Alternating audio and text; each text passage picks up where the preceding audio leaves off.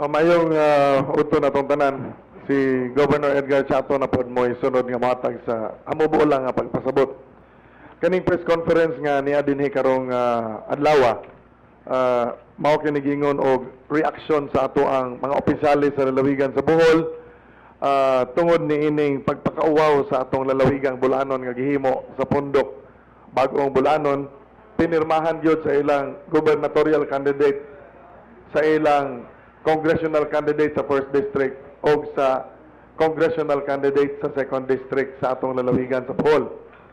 Moingon ko nga pakauaw tungod kay dili lang si Edgar Chato, si Rene Lampagos, si Indoy Kahit, si Vice Governor Inday Lim o ang mga gihinganlan nilang uban nga maoy na-appeal sa ilahang pagpakauaw kundi ang katauhan sa Bohol, apil gani ang pulis, apil ang media, apil sa pagpakawaw niini. Unya ang hulagway nga gipintura sa maong sulat ngadto sa presidente pero gibasa sa tibuok Pilipinas, ang hulagway niini murag dapit sa killing fields ang atong lalawigan sa Bohol kay tiaw bay galumbay ang mga patay ug ilang gisulat sa ilahang panultion.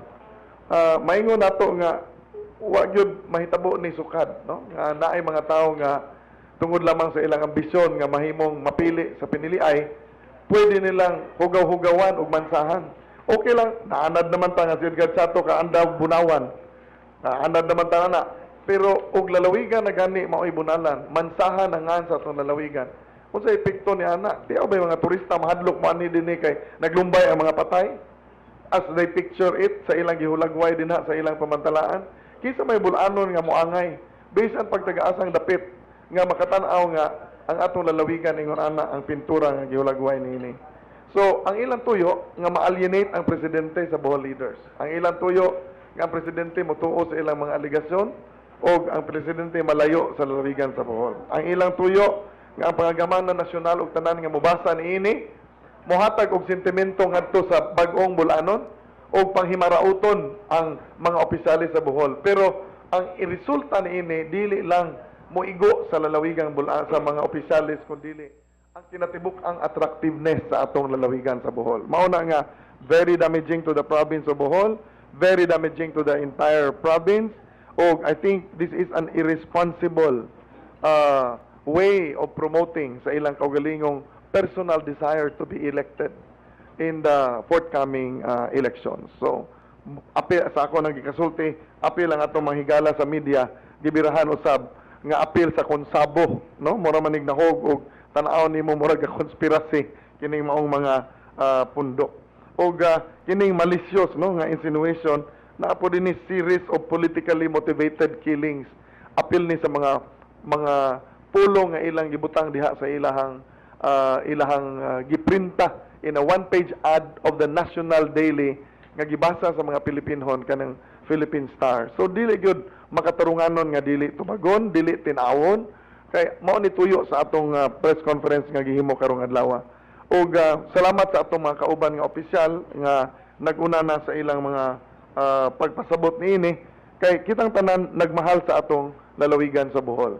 Ang ilang insinuations nga gihatag may tungod sa pag-aksyon sa mga kriminalidad sa atong lalawigan sa Bohol, nasayod ang tanan nga regular ang atong tigom sa Provincial Peace and Order Council, nasayod usab ang tanan nga regular ang reporting sa atong mga kapulisan sa update sa mga kaso, ug atong i-clarify nga base sa report sa atong mga pulis, kaning gisgutan na usab ganihan ni Congressman Cajes, na ay mga kaso nga ilang gi-appeal dinhi nga ang resultant investigation dili politically motivated kundi dili naay lain nga motibasyon.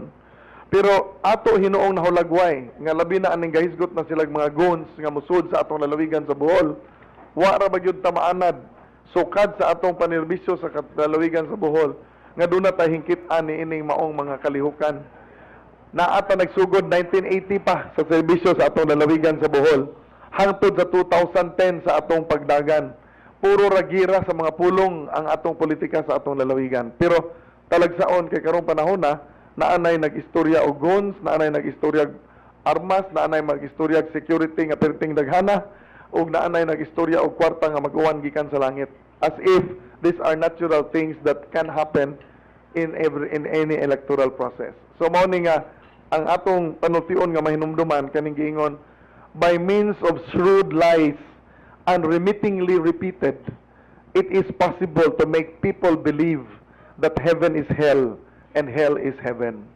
Kung atong hubaron sa Binisaya, kining pulong ni Joseph Goebbels, pinaagi sa mga bakak, balik-balik nga pagbakak, posible nga ang mga tao motuo nga ang langit impyerno o ang impyerno langit. Ug mao kini ang atong gibantayan nga dili mahitabo sa atong lalawigan sa Bohol, kay kining atong mga kaatbang anad ra ba kaayo og pamahid diri nato ug unsa na ilang mga binuhatan. Mangita pa tag example ni ana kanang maghisgot og guns. Sukad masukad nga nagdagan tag politika sa ako nagisulti 1980 hangtod sa 2010, wa mahitabo nga ang mga bulanon maghisgot og patay, maghisgot og guns, maghisgot og unsa. Kay wa gyud ni masud sa bokabularyo nato. Malinawo na mga bulanon sa kanunay. Karon lang piliaya nga ni ay mga nanood dinhi nga wa ta kibawog disagi ka ng training nila, disagi ka ng ilang baggage sa ilahang pagkapolitiko o ilang pagka nag-alagad. Mao ning nanood na ni mga istorya. Unya gani ato sa ipasabot nga dinhi sa atong lalawigan sa Bohol, ato yung gisiguro sa atong Peace and Order Council, nagpasal og resolution ang atong Peace and Order Council sa lalawigan sa Bohol, uban sa atong mahal nga obispo, a resolution expressing deep concern on reports of violent incidents, condemning all forms of harassment as the nation is preparing for the May 13 election, and calling for all sectors of the Boholano society to stand united and participate in all activities that would promote clean, honest, accountable, meaningful, and peaceful elections.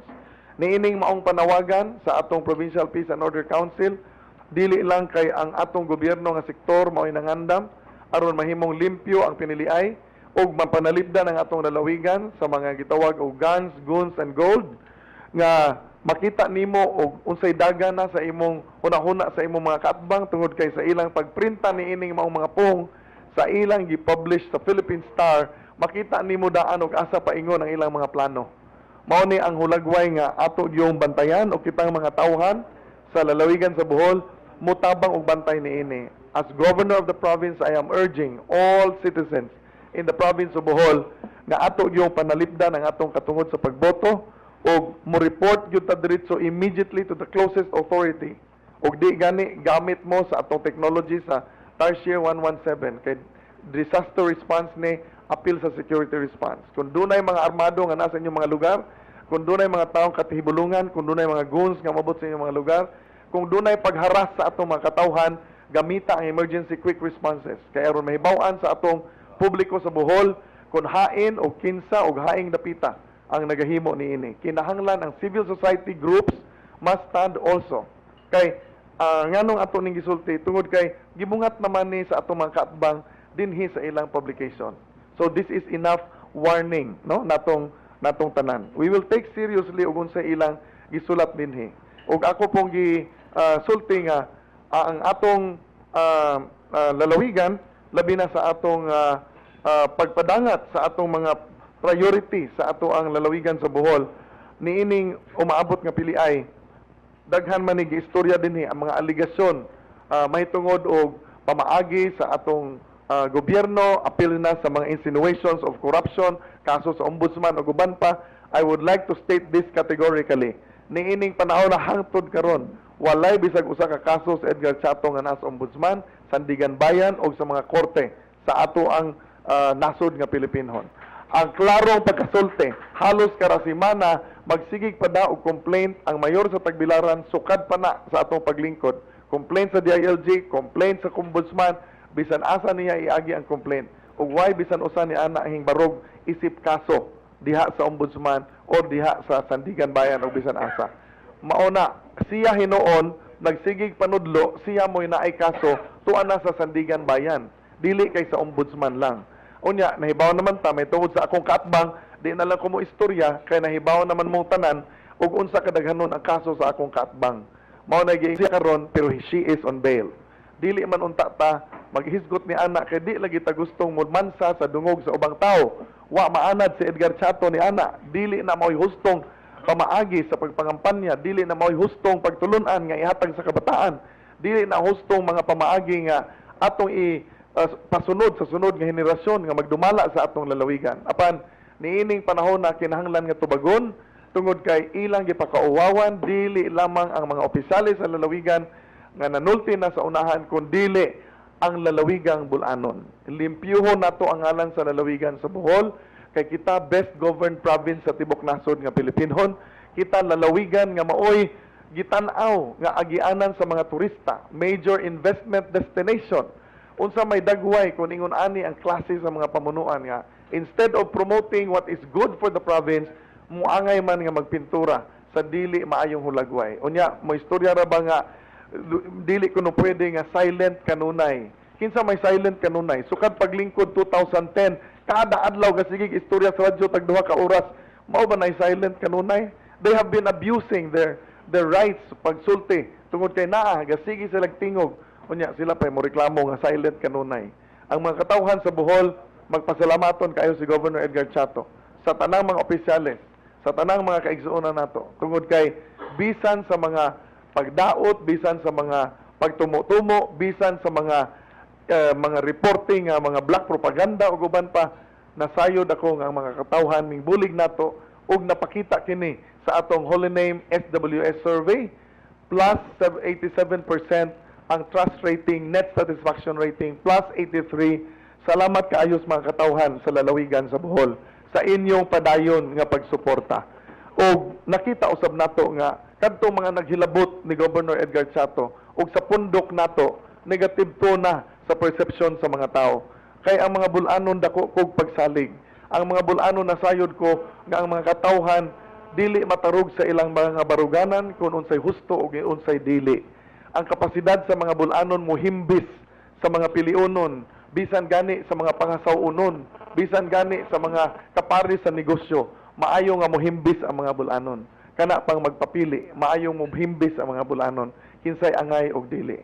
So, tungod niini, hinaot nga kini atong press conference, makapatin-aw sa mga katawhan, sa mga hatag og negatibo nga impresyon sa lalawigan nga gihulagway ni ining ilang giuluhan an appeal for clean, orderly and peaceful election in Bohol. Ug tinuod nga nag-appeal sila, mohanyo ta nila. Tinud-aon ka ng inyong appeal. Buhata ka ng inyong appeal. Please observe your appeal yourselves.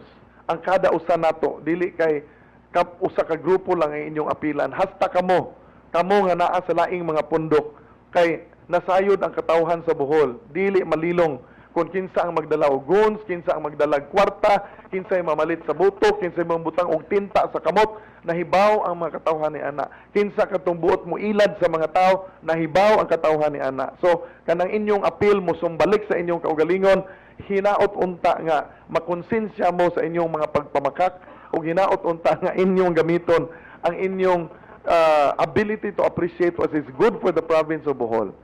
Ang eleksyon mulabay ni, pero ang kaayuhan sa Bohol responsibilidad natong tanan. O kaning inyong paghatag og hulagway nga there is trouble in Bohol, a very strong statement that will discourage people from coming to Bohol. The island paradise we call Little Paradise, God's Little Paradise. A trail of dead bodies is proof to this.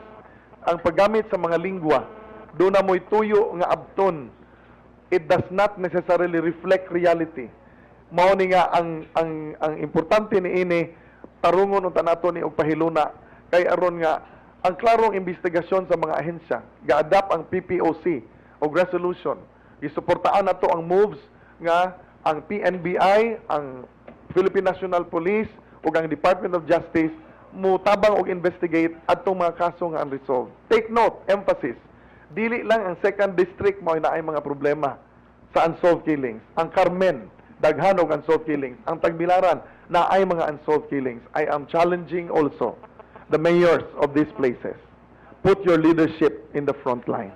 Kay kana, ug mag-isto tayo peace and order, kamong mga mayores, labaw na sa gobernador, naa pa mo'y dakong responsibilidad. Busa, kita mo'y magtinabangay, hasta aning drug abuse. Seryosoho nato ning tinuod. Kay kita raman gihapon mo'y magtinabangay para sa atong lalawigan sa Bohol. So, kaning mga lugar nga ma-identify nato nga naa ang drug addiction, kusog ang drug trading, naa ang mga mga nahitabo nga unsolved killings, dili nato ni i-segregate og second district. Appeal ang first district, appeal ang third district usab. Mao ni ang atong gipasabot karong adlaw o ginaot unta nga ang atong